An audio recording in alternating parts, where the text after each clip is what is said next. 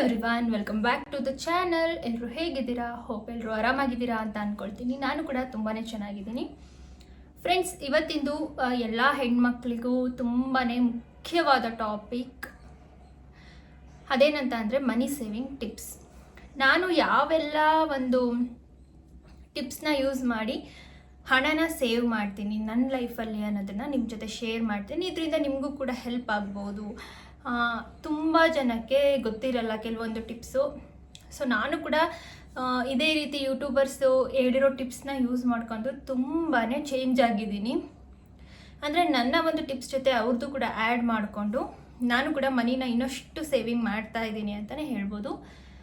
So friends, ತಡ ಮಾಡೋದು ಬೇಡ, ವ್ಲಾಗ್ನ ಸ್ಟಾರ್ಟ್ ಮಾಡೋಣ. ಸ್ಟಾರ್ಟ್ ಮಾಡೋಕ್ಕೂ ಮುಂಚೆ ಇನ್ನೂ ಯಾರೆಲ್ಲ ನನ್ನ ಚಾನಲ್ನ ಸಬ್ಸ್ಕ್ರೈಬ್ ಮಾಡ್ದೇ ನೋಡ್ತಾ ಇದ್ದೀರಾ, ದಯವಿಟ್ಟು ಸಬ್ಸ್ಕ್ರೈಬ್ ಮಾಡ್ಕೊಂಡು ನೋಡಿ. ಹಾಗೆ ಬೆಲ್ಲೈಕನ್ನ ಕ್ಲಿಕ್ ಮಾಡಿ, ಇದರಿಂದ ನನ್ನ ನೆಕ್ಸ್ಟ್ ನೋಟಿಫಿಕೇಷನ್ ನಿಮಗೆ ಫಸ್ಟ್ ಬರುತ್ತೆ ಅಂತ ಹೇಳ್ತಾ ಬನ್ನಿ ವ್ಲಾಗ್ನ ಸ್ಟಾರ್ಟ್ ಮಾಡೋಣ. Friends, first and foremost thing ಏನಂತ ಅಂದರೆ, ಹೆಣ್ಮಕ್ಳು ಯಾವುದೇ ಕಾರಣಕ್ಕೂ ಕೂಡ ಯಾರ ಮೇಲೂ ಕೂಡ ಡಿಪೆಂಡ್ ಆಗಬಾರ್ದು. ಇದು ಒಂದು ನನ್ನ ಒಂದು ಆಸೆ. ಅಂದರೆ ನಾನು ಎಲ್ಲ ಹೆಣ್ಮಕ್ಳಿಗೂ ಹೇಳ್ತೀನಿ, ದಯವಿಟ್ಟು ನೀವು ಯಾರ ಮೇಲೂ ಡಿಪೆಂಡ್ ಆಗಬೇಡಿ ಅಂತ. ನಾವು ಡಿಗ್ರಿ ಓದಬೇಕಾದ್ರೆ ನಮ್ಮ HOD ಮ್ಯಾಮ್ ಒಬ್ಬರು ಎಲ್ಲ, ಅಂದರೆ ನಾನು ಓದಿರೋದು ಗರ್ಲ್ಸ್ ಕಾಲೇಜು. ಸೊ ಕೇಳ್ತಾ ಇದ್ರು, ನೀವು ನೆಕ್ಸ್ಟ್ ಏನು ಮಾಡ್ತೀರಾ ಅಂತ. ಕೆಲವೊಬ್ಬರು ಮದುವೆ ಆಗ್ತೀವಿ ಮ್ಯಾಮ್ ಡಿಗ್ರಿ ಆದ ತಕ್ಷಣ ಅಂತ ಹೇಳೋರು. ನೀವು ಹೇಗೆ ಗರ್ಲ್ಸ್ ಇಷ್ಟು ಈಸಿಯಾಗಿ ಅಂತೀರಾ? ನಿಮಗೆ ಆದಂಥ ಒಂದು ಅರ್ನಿಂಗ್ಸ್ ಇರಬೇಕು ಅಂತ ನಿಮ್ಗೆ ಅನ್ಸಲ್ವಾ? ನೀವು ಮತ್ತೆ ನಿಮ್ಮ ಹಸ್ಬೆಂಡು ಫಾದರು ಈ ಥರ ಬೇರೆಯವ್ರ ಮೇಲೆ ಡಿಪೆಂಡ್ ಆಗ್ತೀರಾ ಅಂತ. ಸೊ ಹುಡುಗಿರು ಮಾತಾಡ್ಕೊಳ್ತಾ ಇದ್ರು. ಆಮೇಲೆ ಈ ಮ್ಯಾಮ್ ಏನು ಹಿಂಗೆ ಹೇಳ್ತಾರೆ, ಆರಾಮಾಗಿದ್ದರೆ ಆಯ್ತಲ್ವಾ, ನನ್ನ ಹಸ್ಬೆಂಡ್ ದುಡಿತಾರೆ ಅಷ್ಟೇ ಸಾಕಲ್ವಾ, ನಮ್ಗೆ ಇನ್ನೇನು ಅರ್ನಿಂಗ್ಸ್ ಬೇಕು ಅಂತ.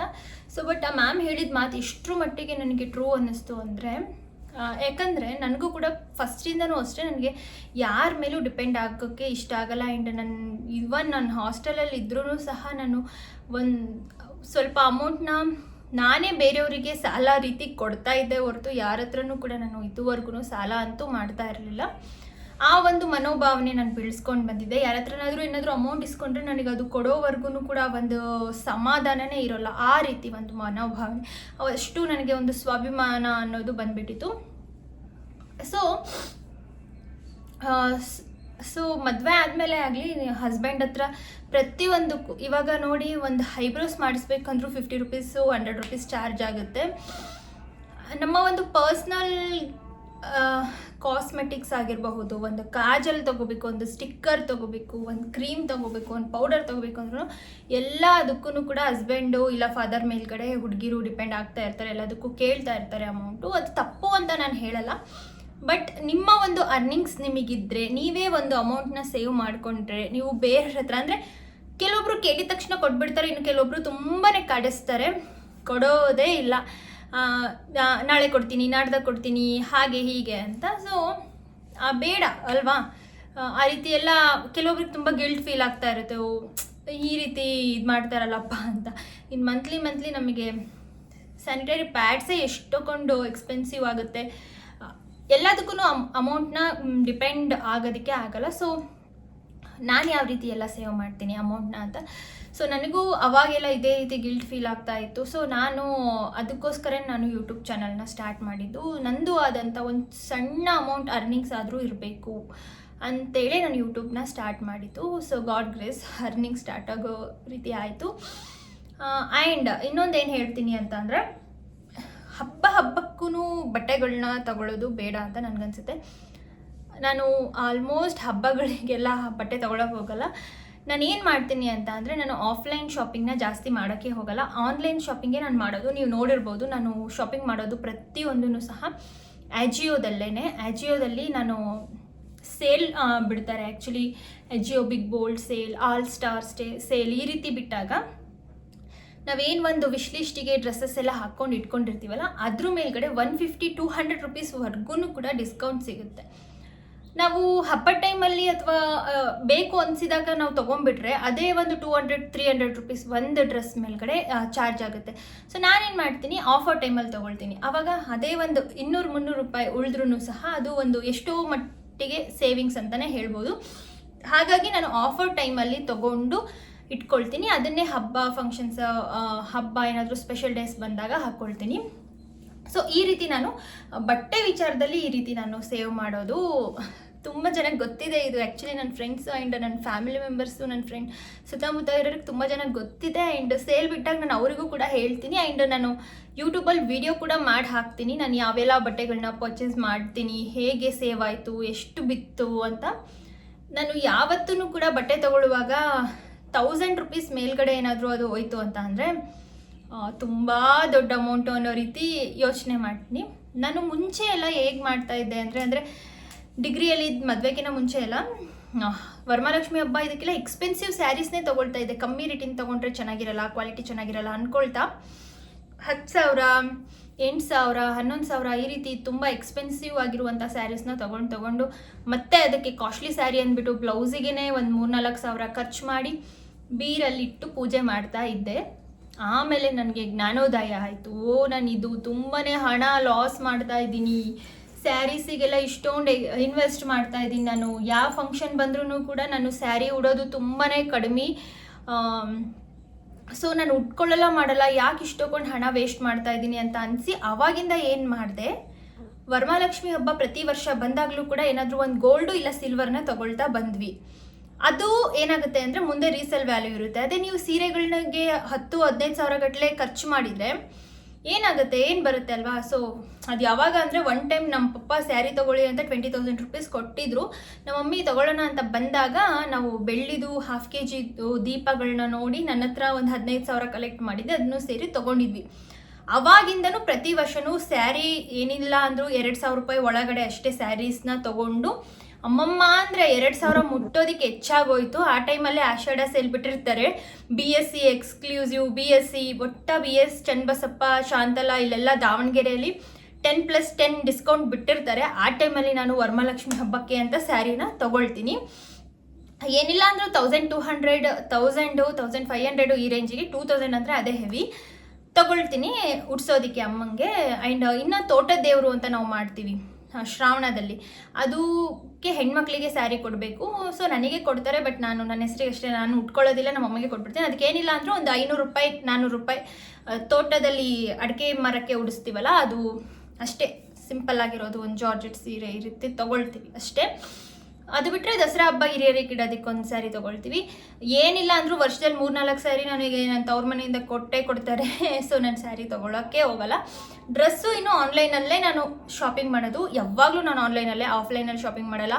ಆಫ್ಲೈನಲ್ಲಿ ನೋಡಿದ್ರೂ ನನಗೆ ಇಷ್ಟ ಆಗಲ್ಲ. ಇಷ್ಟ ಆದರೆ ಮಾತ್ರ ಪರ್ಚೇಸ್ ಮಾಡ್ತೀನಿ. ಅದು ನನ್ನ ಬಡ್ಜೆಟ್ಟಿಗೆ ಕರೆಕ್ಟಾಗಿರಬೇಕು, ನೋಡೋದಕ್ಕೂ ಲುಕ್ ಇರಬೇಕು, ಹಂಗಿದ್ರೆ ಮಾತ್ರ ಪರ್ಚೇಸ್ ಮಾಡ್ತೀನಿ. ಇಲ್ಲಾಂದರೆ ಯಾವುದೇ ಕಾರಣಕ್ಕೂ ನಾನು ಡ್ರೆಸ್ನ ಆಫ್ಲೈನಲ್ಲಿ ಪರ್ಚೇಸ್ ಮಾಡಲ್ಲ. ಇನ್ನು ಆಜಿಯೋದಲ್ಲಿ ತುಂಬಾ ಚೆನ್ನಾಗಿ ಬರ್ತವೆ ಫ್ರೆಂಡ್ಸ್. ನಾನು ಹಾಕ್ಕೊಂಡಿರೋ ನೈಟ್ ಡ್ರೆಸ್ಸಿಂದ ಹಿಡಿದು ನನ್ನ ಹಸ್ಬೆಂಡ್ ಹಾಕ್ಕೊಳ್ಳೋವಂಥ ಟಿ ಶರ್ಟ್ಸು, ನನ್ನ ಡ್ರೆಸ್ಸಸ್ಸು ಎಲ್ಲದೂ ನಾನು ಆಜಿಯೋದಲ್ಲೇ ತೊಗೊಳ್ಳೋದು. ಏನಿಲ್ಲ ಅಂದರೂ 700, 800, 1000 ಒಳಗಡೆನೇ ನೋಡ್ತೀನಿ. ಅಕಸ್ಮಾತ್ ನನಗೆ ಸ್ವಲ್ಪ ಗ್ರ್ಯಾಂಡಾಗಿರೋ ಡ್ರೆಸ್ಸಸ್ಸು ಬೇಕು ಅಂದರೆ 1100, 1200 ಇಷ್ಟೇ, ಅದ್ರ ಮೇಲ್ಗಡೆ ಅಂತೂ ನಾನು ಹೋಗೋದೇ ಇಲ್ಲ. ಸೊ ಈ ರೀತಿ ನಾನು ಬಟ್ಟೆಯಲ್ಲಿ ಅಮೌಂಟ್ನ ಸೇವ್ ಮಾಡ್ತೀನಿ, ಅದೇ ಅಮೌಂಟ್ನ ಉಳಿಸ್ತೀನಿ, ಕಲೆಕ್ಟ್ ಮಾಡ್ತೀನಿ. 1 ವರ್ಷದವರೆಗೂ ಕಲೆಕ್ಟ್ ಮಾಡ್ತೀನಿ, 6 ತಿಂಗಳವರೆಗೂ ಕಲೆಕ್ಟ್ ಮಾಡ್ತೀನಿ. ಸೊ ಇನ್ನು ಸೆಕೆಂಡ್ ಟಿಪ್ ಬಂದು, ಈಗಂತೂ ನಾನು ಸದ್ಯದ ಪರಿಸ್ಥಿತಿಯಲ್ಲಿ ಗೋಲ್ಡ್ ಮೇಲೆ ಇನ್ವೆಸ್ಟ್ ಮಾಡಿ ಅಂತ ಖಂಡಿತ ಹೇಳಲ್ಲ. ನಾನು ಯಾವಾಗಲೂ ಹಣ ಜೋಡಿಸಿ ಗೋಲ್ಡ್ ಮೇಲೆ ಇನ್ವೆಸ್ಟ್ ಮಾಡ್ತಾ ಇದ್ದಿದ್ದು. ಬಟ್ ಸದ್ಯದ ಪರಿಸ್ಥಿತಿಯಲ್ಲಿ ಗೋಲ್ಡ್ ರೇಟ್ ತುಂಬ ಕಡಿಮೆ ಆಗ್ತಾ ಇದೆ. ದಯವಿಟ್ಟು ಯಾರು ಅಮೌಂಟ್ ಇದೆ, ನನ್ನ ಹತ್ರ ಅಮೌಂಟ್ ಇರೋದಿಲ್ಲ ಅಂತ ಬೇಗ ಹೋಗಿ ಗೋಲ್ಡ್ ಅಂತೂ ತೊಗೊಳಕ್ಕೆ ಹೋಗಬೇಡಿ. ಈ ಒಂದು ಟಿಪ್ ಅಂತೂ ನಾನು ಹೇಳಲ್ಲ, ಯಾಕಂದರೆ ನಾನು ಇವಾಗ ಆಲ್ರೆಡಿ ಲಾಸ್ ಮಾಡ್ಕೊಂಡಿರೋ ಹಣನೇ ಸಾಕು ಗೋಲ್ಡ್ ಪರ್ಚೇಸ್ ಮಾಡಿ. ಆ್ಯಂಡ್ ಥರ್ಡ್ ಟಿಪ್ ಬಂದು, ತುಂಬಾ ಎಣ್ಣೆ ಹಾಕಿ ಅಡುಗೆ ಮಾಡೋದು ಒಳ್ಳೆಯದಲ್ಲ.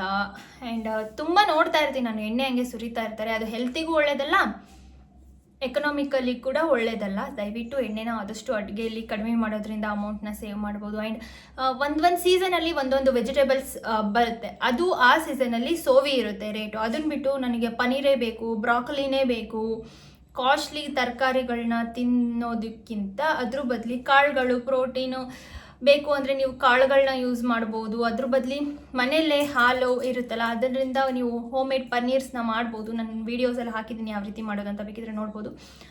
ಈ ರೀತಿ ಸೀಸನಲ್ಲಿ ಬರ್ತಕ್ಕಂತಹ ತರಕಾರಿಗಳನ್ನ ತೊಗೊಂಡು ನೀವು ಅಮೌಂಟ್ನ ಸೇವ್ ಮಾಡು. ಇನ್ನು ನಾನ್ ವೆಜ್ಜರ್ಸ್ ಓ ಮೈ ಗಾಡ್, ನೀವಂತೂ ಹಣ ಸೇವ್ ಮಾಡೋದಕ್ಕೆ ಆಗದೇ ಇಲ್ಲ. ಕೆಲವೊಬ್ರು ಮನೇಲಿ ವಾರ ವಾರ ಬಂದ ತಕ್ಷಣ ಮಟನ್ನು, ವಾರ ವಾರ ಬಂದ ತಕ್ಷಣ ನಾನ್ ವೆಜ್ಜು, ಫಿಶ್ಶು. ಅದು ನಿಮಗೆ ಗೊತ್ತಿದೆ, 1 kg ಮಟನ್ 750 ರುಪೀಸ್ ಆಗಿದೆ. 1 kg ಮಟನ್ ತಂದರೆ ಒಂದು ಊಟಕ್ಕೆ ತಿನ್ಬೋದು 4 ಮೆಂಬರ್ಸ್ ಆರಾಮಾಗಿ. ಅದಕ್ಕಿಂತ ಹೆಚ್ಚಿಗೆ ತಿನ್ನೋಕ್ಕಾಗಲ್ಲ. ಒಂದೇ ಒಂದು ದಿನಕ್ಕೆ, ಒಂದೇ ಒಂದು ಹೊತ್ತಿನ ಊಟಕ್ಕೆ 750 ರೂಪಾಯಿ ಢಮಾರ್. ಸೊ ವಾರ ವಾರ ಕೆಲವೊಬ್ರು ಮನೇಲಿ ಮಟನ್ ತಿಂತಾ ಇರ್ತಾರೆ, ವಾರದಲ್ಲಿ 2-3 ಸಲ ತಿಂತಾ ಇರ್ತಾರೆ. ನಮ್ಮ ಮನೇಲೂ ಹಾಗೆ ಇಲ್ಲ ಅಂತ ಹೇಳ್ತಾ ಇಲ್ಲ, ಬಟ್ ನಾನು ಮಟನ್ ತರಿಸೋದನ್ನು ತುಂಬಾ ಅವಾಯ್ಡ್ ಮಾಡಿದ್ದೀನಿ. ತಿಂಗಳಿಗೆ ಒಂದ್ಸಲನೋ, 1.5 ತಿಂಗಳಿಗೆ ಒಂದ್ಸಲನೋ, 2 ತಿಂಗಳಿಗೆ ಒಂದ್ಸಲನೋ ಮಟನ್ ತರ್ತಾ ಇದ್ದೀವಿ. ಬಿಟ್ಟರೆ ಯಾಕಂತ ಅಂದರೆ ಮಟನ್ನಲ್ಲಿ ತುಂಬ ಫ್ಯಾಟ್ಸ್ ಇರುತ್ತೆ, ಹಾರ್ಟ್ ಪ್ರಾಬ್ಲಮ್ಸ್ ಎಲ್ಲ ತುಂಬ ಜಾಸ್ತಿ ಆಗುತ್ತೆ. ಹಾಗಾಗಿ ನಾನು ಮಟನ್ ತರಿಸ್ತಾ ಇಲ್ಲ ಮನೇಲಿ. ಬಿಟ್ಟರೆ ಚಿಕನ್ ಪ್ರೋಟೀನ್, ಅದು ಕೂಡ 1 kg 1.5 kg ಅಷ್ಟೇ ನಾನು ತರಿಸ್ತೀನಿ. ನಮ್ಮ ಪಪ್ಪ ಮುಂಚೆನೇ ಹೇಳಿ ಕಳಿಸಿರ್ತೀನಿ. ನಮ್ಮ ಪಪ್ಪ ಒಂದೊಂದು ಕೋಳಿನೇ ಕಟ್ ಮಾಡಿಸಿ ಜಾಸ್ತಿ ತಂದುಬಿಡ್ತಾರೆ, ಮತ್ತೆ ಅದು ವೇಸ್ಟ್ ಆಗೋದು, ಆ ರೀತಿ ಆಗೋದು ಬೇಡ. ದಯವಿಟ್ಟು 1-1.5 kg ಅಷ್ಟೇ ತೊಗೊಂಬನ್ನಿ ಅಂತ ಹೇಳ್ತೀನಿ. ಸೊ ಎಗ್ಸ್, ಅದರಲ್ಲಿ ಕೂಡ ಪ್ರೋಟೀನ್ ಇರುತ್ತೆ, ಎಗ್ಸ್ ಯೂಸ್ ಮಾಡ್ಬೋದು. ಆ್ಯಂಡ್ ಫಿಶ್ ಕೂಡ ಕಾಸ್ಟ್ಲಿ ಆಗಿದೆ, 200 ರುಪೀಸ್ kg. ಅದನ್ನೇ ತಿನ್ನೋದನ್ನೇ ಲಿಮಿಟಾಗಿ ತಿನ್ನಿ, ಅದರಿಂದ ನಿಮ್ಮ ಹೆಲ್ತಿಗೂ ಒಳ್ಳೆಯದು, ನಿಮ್ಮ ಅಮೌಂಟು ಕೂಡ ಸೇವ್ ಆಗುತ್ತೆ.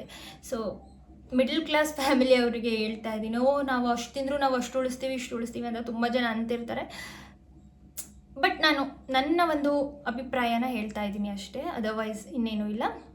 ನಾನ್ ವೆಜಿಟೇರಿಯನ್ಸ್ ಯಾರಿದ್ದೀರಾ ಅದು ಒಳ್ಳೆಯದಲ್ಲ ಹೆಲ್ತಿಗೆ ಕೂಡ ಅಂತ ಹೇಳ್ತೀನಿ. ಆ್ಯಂಡ್ ಆಯಿಲ್ ಯೂಸ್ ಕಮ್ಮಿ ಮಾಡ್ಬೋದು. ಆ್ಯಂಡ್ ಕಾಳುಗಳು ಈ ರೀತಿ ಅಕಸ್ಮಾತ್ ನನಗೆ ಕಾಸ್ಟ್ಲಿ ಬೇಕೇ ಬೇಕಪ್ಪ ತರಕಾರಿ ಅನ್ನೋದಿದ್ರೆ ಒಂದು ಅರ್ಧ kg ಮಾಡ್ಕೊಂಡು ತಿನ್ನೋದಕ್ಕೆ ಟ್ರೈ ಮಾಡಿ. ಇದರಿಂದನೂ ಕೂಡ ಅಮೌಂಟ್ ಸೇವ್ ಮಾಡ್ಬೋದು. ಮಂತ್ಲಿ ಅಥವಾ ವೀಕ್ಲಿ ಬಡ್ಜೆಟ್ ಹೆಣ್ಮಕ್ಳಿಗೆ ಗೊತ್ತಿರುತ್ತೆ ಅಡುಗೆ ಮಾಡೋರಿಗೆ ಹೇಗೆ ಏನು ಅಂತ. ಸೊ ಹೇಳ್ತಿದ್ದೀನಿ. ಆ್ಯಂಡ್ ಇನ್ನೂ ಒಂದು ಟಿಪ್ ಏನು ಹೇಳ್ತೀನಿ ಅಂತ ಅಂದರೆ, ಸೊ ಶಾಪಿಂಗ್ ಆಯಿತು, ಇನ್ನು ಫ್ರೆಂಡ್ಸ್ ಜೊತೆ ಹುಡುಗಿರೆಲ್ಲ ಹೋಗ್ತಾ ಇರ್ತೀವಿ, ಹೆಣ್ಮಕ್ಳೆಲ್ಲ ಒಬ್ಬರು ಏನಾದರೂ ತೊಗೋಬೇಕಂದ್ರೆ 4-5 ಜನ ಹೋಗ್ಬಿಡ್ತೀವಿ.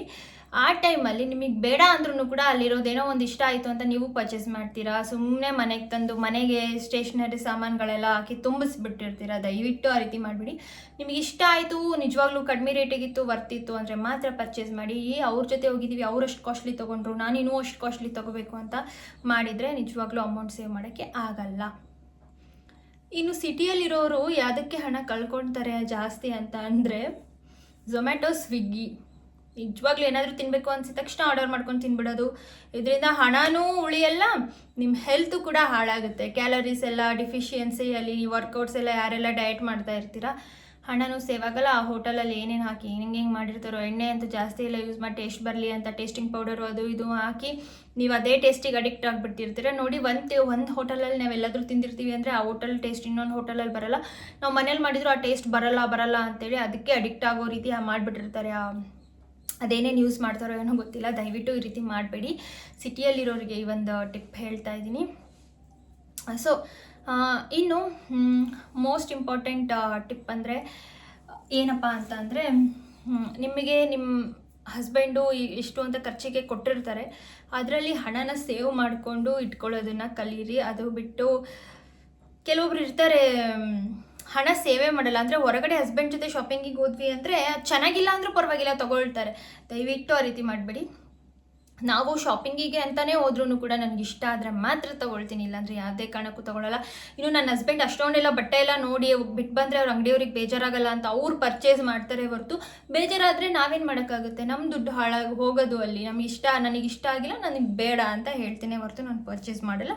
ಅವಾಗ ಏನು ಮಾಡ್ತೀನಿ ಅಂದರೆ, ನಾನು ಅದೇ ಅಮೌಂಟ್ನ ಕೊಡಿ ಅಂತ ಇಸ್ಕೊಳ್ತೀನಿ, ಏನೂ ತೊಗೊಳ್ಳಲ್ಲ, ಅದೇ ಅಮೌಂಟ್ನ ಇಟ್ಕೊಂಡು ಕಲೆಕ್ಟ್ ಮಾಡ್ತೀನಿ. ಸೊ ವರ್ಷ ನಾನು ಏನಾದರೂ ಒಂದು ಗೋಲ್ಡ್ ಪರ್ಚೇಸ್ ಮಾಡ್ತೀನಿ ನಾನು ಸೇವ್ ಮಾಡಿರುವಂಥ ಅಮೌಂಟಲ್ಲಿ. ಈ ರೀತಿ ಮಾಡಿದರೆ ಗೋಲ್ಡ್ ಮೇಲೆ ಇನ್ವೆಸ್ಟ್ ಮಾಡೋದ್ರಿಂದ ಯಾವುದೇ ರೀತಿ ಲಾಸ್ ಇಲ್ಲ. ಬಟ್ ಸದ್ಯ ಟೈಮಲ್ಲಿ ಗೋಲ್ಡ್ ರೇಟ್ ಕಡಿಮೆ ಆಗುತ್ತೆ, ಸ್ವಲ್ಪ ದಿನ ವೆಯ್ಟ್ ಮಾಡಿ, ಕಡಿಮೆ ಆದಮೇಲೆ ಪರ್ಚೇಸ್ ಮಾಡಿ ಇಟ್ಕೊಳ್ಳಿ.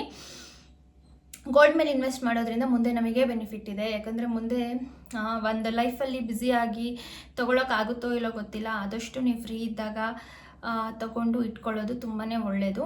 ಸೊ ಈ ರೀತಿ ಎಲ್ಲ ಮಾಡಿ ಸೇವ್ ಮಾಡ್ಬೋದು. ಇನ್ನು ನೀವು ಮನೆಯಲ್ಲೇ ಇರೋರಾದರೆ, ನೀವು ಎಜುಕೇಟೆಡ್ಸ್ ಆಗಿದ್ದರೆ ದಯವಿಟ್ಟು ನಿಮ್ಮ ಒಂದು ಎಜುಕೇಷನ್ನ ವೇಸ್ಟ್ ಮಾಡಿಲ್ದಂಗೆ ಎಕ್ಸ್ಪ್ಲೋರ್ ಮಾಡಿ ಅಂತ ಕೇಳ್ಕೊಳ್ತೀನಿ. ಅಂದರೆ ಮಕ್ಕಳಿಗೆಲ್ಲ ಟ್ಯೂಷನ್ ಹೇಳ್ಕೊಡ್ಬೋದು, ಈ ರೀತಿಯೂ ಕೂಡ ನೀವು ಅರ್ನ್ ಮಾಡ್ಬೋದು. ಸೊ ಇನ್ನೂ ನಾವು ಓದೇ ಇಲ್ಲಪ್ಪ, ನಾವು 1ನೇ ಕ್ಲಾಸು ಓದಿಲ್ಲ, ನಾವು ಹೇಗೆ ಅರ್ನ್ ಮಾಡೋದು ಅನ್ನೋರಿಗೆ ನೀವು ಟೈಲರಿಂಗ್ ಮಾಡ್ಬೋದು, ಯೂಟ್ಯೂಬ್ ಚಾನಲ್ ಓಪನ್ ಮಾಡ್ಬೋದು. ನೀವು ಯೂಟ್ಯೂಬ್ ಚಾನಲ್ ಓಪನ್ ಮಾಡೋದ್ರಿಂದ ತುಂಬ ಬೆನಿಫಿಟ್ ಇದೆ. ಇದಕ್ಕೆ ಯಾವುದೇ ರೀತಿ ಸರ್ಟಿಫಿಕೇಟ್ಸು ಬೇಕಾಗಿಲ್ಲ. ಸೊ ಯೂಟ್ಯೂಬಲ್ಲೂ ಕೂಡ ಅರ್ನ್ ಮಾಡ್ಬೋದು. ಆ್ಯಂಡ್ ಸ್ಯಾರಿ ಕುಚ್ಚು ಹಾಕ್ಬೋದು, ಟೈಲರಿಂಗ್ ಮಾಡ್ಬೋದು, ಈ ರೀತಿ ಎಲ್ಲ ಮಾಡಿ ನೀವು ಅರ್ನ್ ಮಾಡ್ಬೋದು. ಸೊ ಈ ರೀತಿ ಎಲ್ಲ ಮಾಡೋದ್ರಿಂದ ನೀವು ಒಂದು ಮಂತಿಗೆ ಏನಿಲ್ಲ ಅಂದರೂ 3,000 to 4,000 ಕೂಡ ಅಮೌಂಟ್ನ ಸೇವ್ ಮಾಡಿ ಇಟ್ಕೊಳ್ಬೋದು. ಸೊ ಇದಿಷ್ಟು ಟಿಪ್ಸ್ನ ನಾನು ನಿಮಗೆ ಇವತ್ತು ಶೇರ್ ಮಾಡಿದ್ದೀನಿ. ಈ ಟಿಪ್ಪಿಂದ ಖಂಡಿತ ನಿಮಗೆ ಹೆಲ್ಪ್ ಆಗಿದೆ ಅಂತ ಅಂದ್ಕೊಳ್ತೀನಿ. ಇದೇ ವ್ಲಾಗಲ್ಲಿ ನಾನು ಇವತ್ತು ಪರ್ಪಲಿಂದ ಏನು ತರಿಸ್ಕೊಂಡಿದ್ದೀನಿ ಆ್ಯಂಡ್ ಕಾಸ್ಮೆಟಿಕ್ಸ್ನ ನಾವು ಸ್ಟೋರಲ್ಲಿ ಹೋಗಿ ತೊಗೊಳ್ಳೋದ್ರಿಂದ ಎಷ್ಟು ಲಾಸು ಅನ್ನೋದನ್ನು ಕಂಟಿನ್ಯೂಯೇಷನ್ ವ್ಲಾಗಲ್ಲಿ ತಿಳಿಸ್ತೀನಿ. ವ್ಲಾಗ್ನ ಎಲ್ಲೂ ಸ್ಕಿಪ್ ಮಾಡಿದೆ, ಕಂಟಿನ್ಯೂ ಆಗಿ ನೋಡಿ. ಫ್ರೆಂಡ್ಸ್, ಇವತ್ತಿನ ವ್ಲಾಗಲ್ಲಿ ನಾನು ಕಾಸ್ಮೆಟಿಕ್ಸ್ ಮೇಲ್ಗಡೆ ಹೇಗೆ ಮನಿ ಸೇವ್ ಮಾಡ್ತೀನಿ ಅನ್ನೋದನ್ನು ಕೂಡ ಹೇಳ್ತೀನಿ ಅಂತ ಹೇಳಿದೆ. ಜಸ್ಟ್ ಇವಾಗ ಮಧ್ಯಾಹ್ನ ತಾನೇ ಪಾರ್ಸೆಲ್ ಬಂದಿದೆ, ಪರ್ಪಲಿಂದ ಆರ್ಡರ್ ಮಾಡಿದ್ದು. ಸೊ ನಾನು ಯಾವಾಗಲೂ purple.com ಆರ್ಡರ್ ಮಾಡೋದು. ಸೊ ಪರ್ಪಲ್ ಆರ್ ನೈಕಾ ಯಾವುದ್ರಲ್ಲಾದರೂ ಪರ್ಚೇಸ್ ಮಾಡಿ, ಬಟ್ ಪರ್ಪಲಲ್ಲಿ ನಾನು ಹೇಗೆ ಅಮೌಂಟ್ನ ಸೇವ್ ಮಾಡ್ತೀನಿ, ಒಂದು ವರ್ಷಕ್ಕೆ ಕಾಸ್ಮೆಟಿಕ್ಸ್ ಮೇಲೆ ಸುಮಾರಷ್ಟು ಹಣ ಸೇವ್ ಮಾಡ್ತೀನಿ. ನಾನು ತೊಗೊಳ್ಳೋದು ಬಂದುಬಿಟ್ಟು ಎಲ್ಲ ಪರ್ಪಲ್ ಅಲ್ಲೇ. ಸೊ ನಮ್ಮ ಮನೇಲಿ 3 ಜನ ಹೆಣ್ಮಕ್ಳಿದ್ದೀವಿ, ನಿಮ್ಗೆ ಗೊತ್ತಿದ್ದೇ ಇದೆ, ನಮ್ಮ ಮಮ್ಮಿ, ನಾನು ಮತ್ತು ನನ್ನ ತಂಗಿ. ಸೊ ಕಾಸ್ಮೆಟಿಕ್ಸ್ ಒಂದಲ್ಲ ಒಂದು ಖಾಲಿ ಆಗ್ತಾನೆ ಇರುತ್ತೆ. ಹಾಗಾಗಿ ಪ್ರತಿ ಸಲನೂ ಕೂಡ ಫ್ಯಾನ್ಸಿ ಸ್ಟೋರಿಗೆ ಹೋಗಿ ಪರ್ಚೇಸ್ ಮಾಡೋದ್ರಿಂದ ಅಲ್ಲಿ ನಿಮಗೆ ಯಾವುದೇ ರೀತಿ ಡಿಸ್ಕೌಂಟ್ಸ್ ಸಿಗೋದಿಲ್ಲ. ಆ್ಯಂಡ್ ಇಷ್ಟು ಫ್ರೆಶ್ ಐಟಮ್ಸ್ ನಿಮಗೆ ಅಲ್ಲಿ ಸಿಗೋದಿಲ್ಲ. ಯಾಕೆ ಅಂತ ಅಂದರೆ ಇನ್ನೇನು ಎಕ್ಸ್ಪೈರಿ ಡೇಟ್ ಆಲ್ರೆಡಿ ಮುಗಿತಾ ಬಂದಿರುತ್ತೆ. ಅಥವಾ ನೋಡಿ, ಈ purple.com ನಾನು ತಗೊಳ್ಳೋವಂಥ ಪ್ರಾಡಕ್ಟ್ಸ್ ಎಲ್ಲ ಒರಿಜಿನಲ್ ಪ್ರಾಡಕ್ಟ್ಸು, ಫ್ರೆಶ್ ಆಗಿ ಮ್ಯಾನುಫ್ಯಾಕ್ಚರ್ ಆಗಿರುವಂಥ ಪ್ರಾಡಕ್ಟ್ಸೇ ನನಗೆ ಬರ್ತವೆ. ಅದೇ ನೀವು ಫ್ಯಾನ್ಸಿ ಸ್ಟೋರ್ಗಳಲ್ಲಿ ಕೆಲವೊಂದು ಕಡೆ ತೊಗೊಂಡಾಗ ನಿಮಗೇನಾಗುತ್ತೆ, ಸ್ವಲ್ಪ ಹಳೇದಂದರೆ ಇನ್ನೊಂದು ವರ್ಷ ಎಕ್ಸ್ಪೈರಿ ಡೇಟ್ ಮುಗಿಯೋಕ್ಕೆ ಬಂದಿರುತ್ತೆ, ಆಲ್ರೆಡಿ ಇನ್ನೊಂದು 6 ತಿಂಗಳಿರುತ್ತೆ, ಈ ಥರದ್ದು ನಿಮಗೆ ಕೊಡ್ತಾರೆ. ಸೊ ಆದ್ದರಿಂದ ನಾನು ಪರ್ಪಲ್ ಆ್ಯಪಲ್ಲೇ ತೊಗೊಳ್ಳೋದು. ಇದರಲ್ಲಿ ಪರ್ಪಲಲ್ಲಿ I had beauty sale, shaadi sale and festivals ಇದ್ದಾಗಲೆಲ್ಲ ಸೇಲ್ ಬಿಡ್ತಾರೆ. ಅವಾಗಂತೂ ಸಿಕ್ಕಾಪಟ್ಟೆ ಆಫರಲ್ಲಿ ನಿಮಗೆ ಕಾಸ್ಮೆಟಿಕ್ಸ್ ಅನ್ನೋದು ಸಿಗುತ್ತೆ. ಸೊ ನನಗೆ ಕೆಲವೊಂದು ಪ್ರಾಡಕ್ಟ್ಸ್ ಖಾಲಿಯಾಗಿದ್ದು, ಆ್ಯಂಡ್ ನಾನು ಒಂದು ವರ್ಷಕ್ಕೆ ಎಲೈಟ್ ಮೆಂಬರ್ಶಿಪ್ ಅಂತ ತೊಗೊತೀನಿ. 250 or 350 ರೂಪೀಸ್ ಏನೋ ಅನಿಸುತ್ತೆ. ಒಂದು ವರ್ಷ ಪೂರ್ತಿ ನೀವು ಒಂದು ಚಿಕ್ಕದು 50 ರೂಪಾಯಿಂದ ಐಟಮ್ ಆದರೂ ಪರ್ಪಲಲ್ಲಿ ಪರ್ಚೇಸ್ ಮಾಡಿದ್ರು ಕೂಡ ನಿಮಗೆ ಫ್ರೀ ಶಿಪ್ಪಿಂಗಲ್ಲಿ ಬರುತ್ತೆ. ಸೊ ಶಿಪ್ಪಿಂಗ್ ಚಾರ್ಜಸ್ ಕೂಡ ಒಂದು ವರ್ಷ ಪೂರ್ತಿ ಉಳಿಸ್ತೀನಿ. ಬಿಕಾಸ್ ಏನಾದರೂ ಒಂದು ಖಾಲಿ ಆಗ್ತಾನೆ ಇರುತ್ತೆ. ಚಿಕ್ಕ ಪುಟ್ಟದಕ್ಕೆಲ್ಲ ಶಿಪ್ಪಿಂಗ್ ಚಾರ್ಜಸ್ ಕೊಡೋದಕ್ಕೆ ಇಷ್ಟ ಆಗಲ್ಲ. ಆ್ಯಂಡ್ ಫ್ರೀ ಗಿಫ್ಟ್ಸ್ ಅಂತೂ ಸುರಿ ಮಳೆ ಅಂತಲೇ ಹೇಳ್ಬೋದು. ನಾನು ಎಷ್ಟು 350 ರೂಪೀಸ್ ಕೊಟ್ಟಿರ್ತೀನೋ, ನನಗೊಂದು 2,000 ರೂಪೀಸ್ವರೆಗೂ ಜಾಸ್ತಿನೇ ಅಂದ್ಕೊಳ್ಳಿ, ಇನ್ನೂ ಜಾಸ್ತಿನೇ ನನಗೆ ಫ್ರೀ ಗಿಫ್ಟ್ಸು ಒಂದು ವರ್ಷದೊಳಗಡೆ ಸಿಗ್ತವೆ. ಆ್ಯಂಡ್ ನನ್ನ ಫ್ರೆಂಡ್ಸಿಗೂ ಕೂಡ ಆರ್ಡರ್ ಮಾಡ್ಕೊಡ್ತೀನಿ. ನಂದು ಎಲೈಟ್ ಮೆಂಬರ್ಶಿಪ್ ಇದೆ ಅಂತ ಅವರು ಕೂಡ ಯೂಸ್ ಮಾಡ್ಕೊಳ್ತಾರೆ. ಸೊ ಇವತ್ತೇನೆಲ್ಲ ತೊಗೊಂಡಿದ್ದೀನಿ ಅಂದರೆ ಬಯೋಟೆಕ್ ಅವ್ರದ್ದು ಕುಕುಂಬರ್ ಟೋನರ್, ಇದು pore tightening toner. So first product ಬಂದು ಬಯೋಟೆಕ್ ಅವ್ರದ್ದು ಕ್ಯುಕುಂಬರ್ ಟೋನರ್ನ ತರಿಸ್ಕೊಂಡಿದ್ದೀನಿ. ಸೊ ನಾನು ಸುಮಾರು ವರ್ಷದಿಂದ ಇದೇ ಟೋನರ್ನ ಯೂಸ್ ಮಾಡೋದು. ನನ್ನ ಸ್ಕಿನ್ ಬಂದುಬಿಟ್ಟು ತುಂಬಾ ಸೆನ್ಸಿಟಿವ್ ಸ್ಕಿನ್. ನನಗೆ ಈ ಒಂದು ಟೋನರ್ ತುಂಬ ಚೆನ್ನಾಗಿ ಸೂಟ್ ಆಗಿದೆ. ಓಪನ್ ಪೋರ್ಸಿಗಾಗಿರ್ಬೋದು, ಪಿಂಪಲ್ಸಿಗಾಗಿರ್ಬೋದು ಸಕ್ಕತ್ತಾಗಿದೆ. ಇದು ಖಾಲಿಯಾಗಿತ್ತು, ಹಾಗಾಗಿ ತರಿಸ್ಕೊಂಡೆ. ಇದು ನನಗೆ 170 ರೂಪೀಸ್ ಬಿದ್ದಿದೆ. ಇದು ಆ್ಯಕ್ಚುಯಲ್ ಪ್ರೈಸ್ 260 ಇದೆ. ಎಷ್ಟೋ % ಆಫರ್ ಸಿಕ್ತು ನನಗಿದು. ಆ್ಯಂಡ್ ವೀನಸ್ ಅವ್ರದ್ದು ಜೆಲೆಟ್ ವೀನಸ್ ಅವ್ರದ್ದು ರೇಸರ್ನ ತರಿಸ್ಕೊಂಡಿದ್ದೀನಿ. ಇದು ಪ್ಯಾಕ್ ಆಫ್ 5. ನನಗೆ ಇದ್ರ ಮೇಲೆ 10% ಡಿಸ್ಕೌಂಟ್ ಅಷ್ಟೇ ಸಿಕ್ತು. ಈ ಒಂದು ಪ್ಯಾಕ್ನ ಬೆಲೆ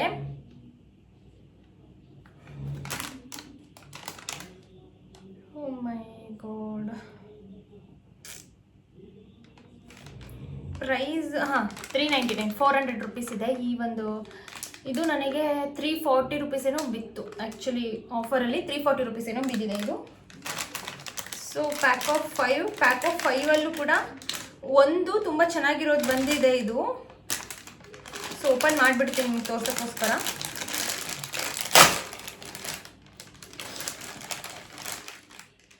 ಸೊ ಇಲ್ಲಿ ನೋಡಿ, actually 4 pink colour and 1 green colour ಬಂದಿದೆ. ತುಂಬ ಖುಷಿ ಆಯಿತು ನನಗೆ ಇದು ಬಂದಿರೋದು. ಇದು ಬಂದುಬಿಟ್ಟು ಇದು ಸ್ವಲ್ಪ ಸ್ಪೆಷಲ್ ಐಟಮು. ಆ್ಯಕ್ಚುಲಿ ಇದಕ್ಕೆ ಜಸ್ಟ್ 1 ಮಂತ್ ತೊಗೋಬೇಕು ಅಂದ್ರೇ ನಿಮಗೆ ಕಾಸ್ಟ್ಲಿ ಬೀಳುತ್ತೆ, ಇದು ಜಾಸ್ತಿ ಬೀಳುತ್ತೆ. ಅಂಥದ್ದು ಚೆನ್ನಾಗಿ ಸಿಕ್ಕಿದೆ. ಇವೆಲ್ಲ ಒಂದೊಂದು ತೊಗೋಬೇಕು ಅಂದರೆ 80 ರೂಪೀಸ್ ಏನೋ ಅನಿಸುತ್ತೆ. ಇದು ಒಂದು ಅಲ್ಲಿಗೆ ಇದಕ್ಕೆ 320 ರೂಪೀಸ್ ಆಗುತ್ತೆ ಸಪ್ರೇಟಾಗಿ ಒಂದೊಂದೇ ತೊಗೋಬೇಕು ಅಂದರೆ. ಬಟ್ ಇದು ಸಪ್ರೇಟಾಗಿ ನೀವು ತೊಗೋಬೇಕು ಅಂದರೆ ಜಾಸ್ತಿ ಇದೆ. ಇದ್ರ ಅಮೌಂಟ್ 150 ರೂಪೀಸ್ ಮೇಲೆ ಇದೆ ಅಂತ ಅನಿಸುತ್ತೆ. ಬಿಕಾಸ್ ಇಲ್ಲಿ ಒಂದು ಸ್ಮೂತ್ ಅದೇನೋ ಸೋಪ್ ಥರದ್ದೇನೋ ಇರುತ್ತೆ, ತುಂಬ ಚೆನ್ನಾಗಿದೆ. ಇದು ಒಂದಿದು ನನಗೆ ಖುಷಿ ಆಯಿತು. ಇದು ಬರಲ್ಲ ಅಂತ ಅಂದ್ಕೊಂಡೆ ನಾನು. ಆ್ಯಕ್ಚುಲಿ ಪ್ಯಾಕ್ ನೋಡಿ ಜಸ್ಟ್ ಈ ರೀತಿ ಪಿಂಕ್ ಕಲರಿನವೇ 5 ಬರ್ತವೆ ಅಂತ ಅಂದ್ಕೊಂಡೆ. ಬಟ್ ತುಂಬ ಖುಷಿ ಆಗ್ತಾಯಿದೆ ನನಗೆ ಈ ಒಂದು ಪ್ಯಾಕ್ನ ನೋಡಿ. ಸೊ ಸೊ ಯೂಸ್ ಆಗುತ್ತೆ ಹೆಣ್ಮಕ್ಳಿಗೆ, ವೆರಿ ಇಂಪಾರ್ಟೆಂಟ್ ಅಂತಲೇ ಹೇಳ್ತೀನಿ. ಸೊ ಇರಲಿ ಆಫರಲ್ಲಿತ್ತು ಅಂತ ನಾನು ಸೆಟ್ ಆಫ್ 5 ತೊಗೊಂಡೆ. ಮತ್ತು ಇನ್ನು ನಾನು ಏನು ತೊಗೊಂಡಿದ್ದೀನಿ ಅಂತಂದರೆ, ಎಷ್ಟು ಲಿಪ್ಸ್ಟಿಕ್ ಕ್ರೇಜ್ ಅಂದರೆ ನನ್ನ ಹತ್ರ ಎಷ್ಟೇ ಲಿಪ್ಸ್ಟಿಕ್ ಇದ್ರೂ ಮತ್ತೆ ಲಿಪ್ಸ್ಟಿಕ್ನ ನಾನು ಪರ್ಚೇಸ್ ಮಾಡ್ತಾನೆ ಇರ್ತೀನಿ. ಸೊ ಮೆಬಿಲಿನ್ ಅವ್ರದ್ದು ಆಫರ್ ಬಿಟ್ಟಿದ್ರು, ಆ್ಯಕ್ಚುಲಿ 40% ಏನೋ ಆಫರ್ ಇತ್ತು. ಹಾಗಾಗಿ ಈ ಒಂದು ಲಿಪ್ಸ್ಟಿಕ್ನ ತೊಗೊಂಡೆ. ಜಸ್ಟ್ ನನಗೆ 250 ರುಪೀಸ್ಗೆ ಸಿಕ್ತು. ಇದ್ರ ಪ್ರೈಸ್ ಬಂದುಬಿಟ್ಟು 429 ಇದೆ, ನನಗೆ 250 ರುಪೀಸ್ಗೆ ಬಂತು. ಆಫರ್ ಇತ್ತು ಇದು. ಹಾಗಾಗಿ ನಾನು ಎಷ್ಟು ಬೇಡ ಅಂದ್ಕೊಂಡ್ರೂ ಕೂಡ ನನಗೆ ಲಿಪ್ಸ್ಟಿಕ್ ಕ್ರೇಜ್ ಮಾತ್ರ ಹೋಗೋದೇ ಇಲ್ಲ. ಅದು ಏನೋ ಗೊತ್ತಿಲ್ಲ, ಲಿಪ್ಸ್ಟಿಕ್ಸ್ ಅಂದರೆ ನನಗೆ ಅಷ್ಟು ಇಷ್ಟ. ಆ್ಯಂಡ್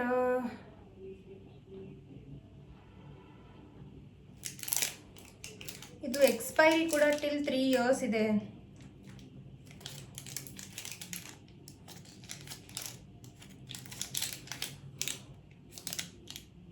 ಎಸ್, 2027ವರೆಗೂ ಯೂಸ್ ಮಾಡ್ಬೋದು. ಇದನ್ನು 2025 2 ಇಯರ್ಸ್ ಆರಾಮಾಗಿ ಬರುತ್ತೆ. ಆ್ಯಂಡ್ ಶೇಡ್ ಬಂದುಬಿಟ್ಟು ಈ ಒಂದು ಬ್ರೌನ್ ಶೇಡಲ್ಲಿ ತೊಗೊಂಡಿದ್ದೀನಿ. ಇದು ಮೇಡ್ ಈಸಿ ಅಂತ ಈ ಒಂದು ಶೇಡ್, ಮೆಬೆಲಿನ್ ಅವ್ರದ್ದು ಇದು. Actually sensational liquid mat lipstick ತುಂಬ ಚೆನ್ನಾಗಿದೆ ಅಂತ ಅಂದ್ಕೊಳ್ತೀನಿ. ಟ್ರೈ ಮಾಡ್ತೀನಿ ಇಲ್ಲೇ ನಿಮ್ಮ ಮುಂದೆನೇ.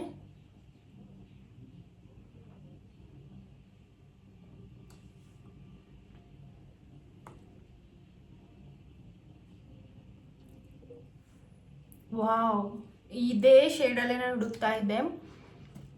ಒಂದು ನ್ಯೂಡ್ ಶೇಡಲ್ಲಿ ನಾನು ತುಂಬಾ ಹುಡುಕ್ತಾ ಇದ್ದೆ. ಸಖತ್ತಾಗಿದೆ ಈ ಒಂದು ಶೇಡ್, ತುಂಬ ಚೆನ್ನಾಗಿದೆ. ನ್ಯೂಡ್ ಶೇಡ್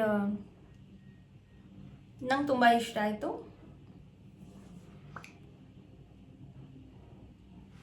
ಅಂದರೆ ಈ ಒಂದು ಶೇಡ್ಗಳೆಲ್ಲ ನಿಮಗೇನು ಲಿಪ್ಸ್ಟಿಕ್ ಹಚ್ಚಿದ್ರೂ ಕೂಡ ಹಚ್ಚಿಲ್ಲ ಅನ್ನೋ ರೀತಿ ಕಾಣುತ್ತೆ. ಆ್ಯಂಡ್ ನನ್ನ ಹತ್ರ ಮರೂನ್ ಕಲರ್ ಶೇಡು ತುಂಬ ಡಾರ್ಕರ್ ಶೇಡ್ ಆಗಿದೆ. ನಾನು ಅದ್ರ ಜೊತೆ ಇದನ್ನು ಪೇರಪ್ ಮಾಡೋಣ, ಮಿಕ್ಸ್ ಮಾಡಿ ಹಚ್ಕೊಳ್ಳೋಣ ಅಂತ ತೊಗೊಂಡಿದ್ದು.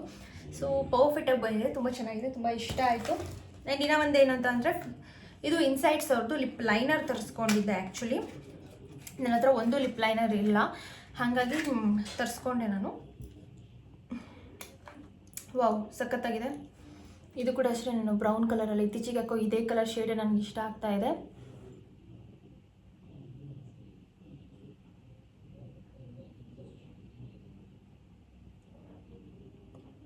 ಸ್ವಲ್ಪ ಡಾರ್ಕ್ ಬ್ರೌನ್, ಇದು ಲಿಪ್ಸ್ಟಿಕ್ ಥರನೂ ಯೂಸ್ ಮಾಡ್ಬೋದು, ಅಷ್ಟು ಚೆನ್ನಾಗಿದೆ ಇದು ಶೇಡು.